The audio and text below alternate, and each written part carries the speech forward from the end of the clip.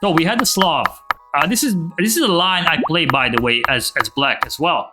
So yeah, knight e3, knight h4, bishop g6 is still theory. Takes, queen c2, knight b7, bishop d. Here I think I play a6 if I'm not mistaken. Something like this. I'm not quite sure. You play bishop d6, castle long, castle short. Yeah, castle short is a little bit reckless since you already played hg6. Many times I can just open up the h file, and if it was like this, that's different. Your king is perfectly safe. Of course, against this pawn structure, white is not going, long castle. Against this pawn structure, white has a decent chance to open up the h file. This is why I played h4. I played e5. That was good.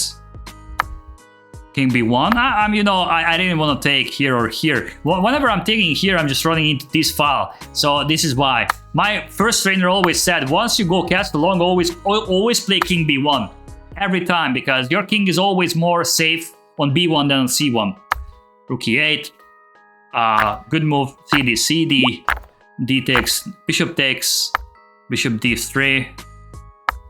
Knight g4. Yeah, the reason I put the bishop here, not here, is because I wanted to keep an eye on this guy. So if I play bishop c1, you play rook c8, and all of a sudden my knight on c3 is a little bit unstable. So this is why I played bishop e1. Okay, I had to make this sacrifice that my rooks are not connected together, but that's a sacrifice I'm willing to make.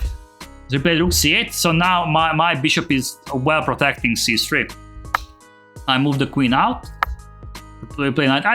So far, everything went normal. I can't really criticize your moves. You took, yeah. No, that was a first and big mistake of the game. Basically, you had such a nice looking, very handsome bishop on the diagonal. You just basically took. I mean, this d5 is never really hanging. You could, let's say, play queen b6. And knight d5, it's mating 1. So of course it's not threatening.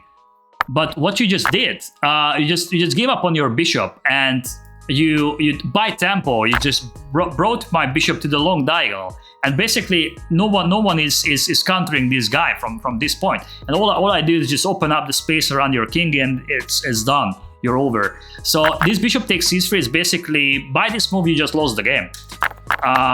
Yeah, maybe you could start. You could try knight e4, but I just play bishop d4. And once I kick this knight out, I just play h5 g4, and it's over. Queen b6. Yeah, you just played it in a wrong turn.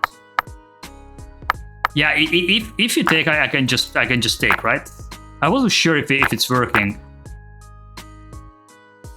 It seems too dangerous. I mean, with these two bishops.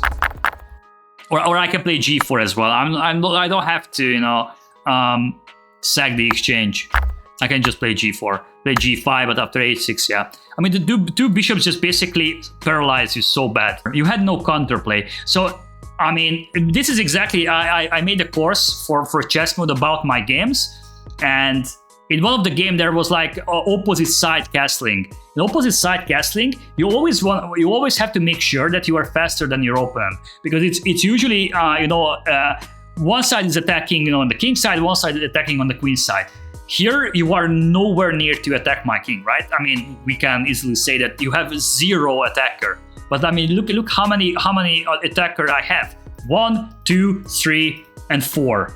2 bishops, the queen and the rook, and this rook can at any time it can be double up. So I can brought all my pieces to the king side. So basically, you are screwed. Why did this happen? Mainly because you took on c3. I mean, this bishop was taking care of a lot of things in the center. So by taking on c3, you just basically it was just suicide mission.